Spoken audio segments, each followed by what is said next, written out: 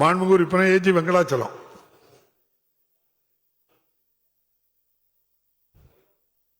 Mic கொடுங்க வெங்கடாச்சலத்துக்கு. மைக்கில் பேசுங்க வெங்கடாச்சலம்.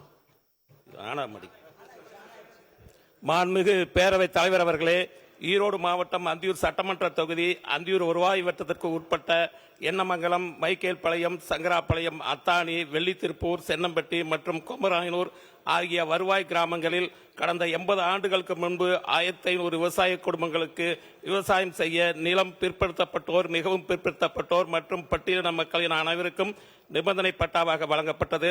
ஆனால் தற்பொழுது வரை நிபந்தனை நீக்கப்படாத காரணத்தினால் ஒவ்வொரு குடும்பத்தில் உள்ள சகோதரர்களுக்குள் பூமியை பிரித்து பத்திரப்பதிவு செய்ய முடிவதில்லை. இதனால் விவசாயிகள் மிகுந்த சிரமத்துக்குள்ளாகியுள்ளனர். ஆகவே 1500 விவசாய குடும்பங்களுக்கு கொடுக்கப்பட்ட விவசாய பூமியின் நிபந்தனை பட்டாவை நிபந்தனை நீக்கி மாண்புமிகு வருவாய்த்துறை அமைச்சர் அவர்கள் பட்டா வழங்குவாரா என தங்களின் வாயிலாக அறிய விரும்புகிறேன். மாண்புமிகு அமைச்சர் அவர்கள்.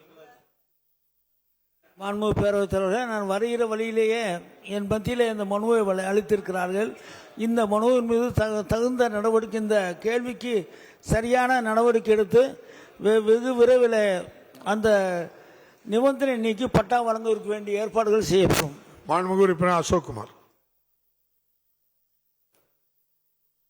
பேரவைத் தலைவர்களுக்கு வணக்கம். கிருஷ்ணகிரி சட்டமன்ற தொகுதி கிருஷ்ணகிரி ஒன்றியம் பெல்லம்பள்ளி ஊராட்சியில் பெல்லம்பள்ளியில் செயல்பட்டு வரும் கிராம நிர்வாக அலுவலகம் 20 ஆண்டுகளுக்கு முன் கட்டப்பட்டது. தற்போது பழுதடைந்த நிலையில் உள்ளதால் புதிய கிராம நிர்வாக அலுவலகமும் கிராம நிர்வாக அலுவலர் குடியிருப்பும் கட்டித்தர மாண்புமிகு அமைச்சர் அவர்கள் முன்வருவார் என தங்கள் வாயிலாக அறிய விரும்புகிறேன். மாண்புமிகு அமைச்சர். மாண்புமிகு பேரவைத் தலைவர்களே, மாண்புமிகு உறுப்பினர் சொல்லியது போல அந்த கட்டடம் மிக பழுதாக இருக்கும் என்று சொன்னால் இந்த ஆண்டு புதிய கட்டடங்கள் கட்டுவதில் அதற்கு முன்னுரிமை வழங்கப்படும். மாண்புமிகு உறுப்பினர் அரவிந்த் ரமேஷ். மாண்புமிகு பேரவைத் தலைவர் அவர்களே, சோழிங்கநல்லூர் தொகுதி திராவிட முன்னேற்ற கழகத்தின் தலைவர் கலைஞர் ஆட்சியால் தனி வட்டாட்சி அலுவலகம் பிரிக்கப்பட்டு இன்று வரை வாடகை கட்டிடத்தில் இயங்கி வருகின்றது. தொடர்ந்து இந்த மன்றத்தில் இது சம்பந்தமாக சொந்த கட்டிடம் கட்ட வேண்டும் என்று கேட்டுக்கொண்டிருக்கின்றேன். அதே போன்று அதற்கும் சொந்த கட்டிடம் கட்டித்தர வேண்டும். அதே போல வட்டார போக்குவரத்து அலுவலகம், உணவுப் பொருள் வழங்கும் உதவி ஆணையர் அலுவலகம், கூட்டுறவு வங்கி, நீதிமன்றம் போன்ற கட்டிடங்கள் எல்லாம் இன்று வரை அரசு வாடகை கட்டிடத்தில் இயங்கி பொதுமக்கள் மிகவும் சிரமத்திற்கு உள்ளாக்கப்பட்டு கொண்டு இருக்கின்றது. ஆகவே அந்த பகுதியில் 439/2 என்கின்ற சர்வே நம்பரில் 3 ஏக்கர் 92 சென்ட் இடம் இருக்கின்றது. அந்த இடத்தில் ஒரு அரசு ஒருங்கிணைந்த வளாகத்தை கட்டி பொதுமக்களுடைய நீண்ட நாள் கோரிக்கைகளை நிறைவேற்றி தர அரசு முன்வருமா என பேரவைத் தலைவர் மூலமாக கேட்டு அமர்கிறேன். மாண்புமிகு அமைச்சர்.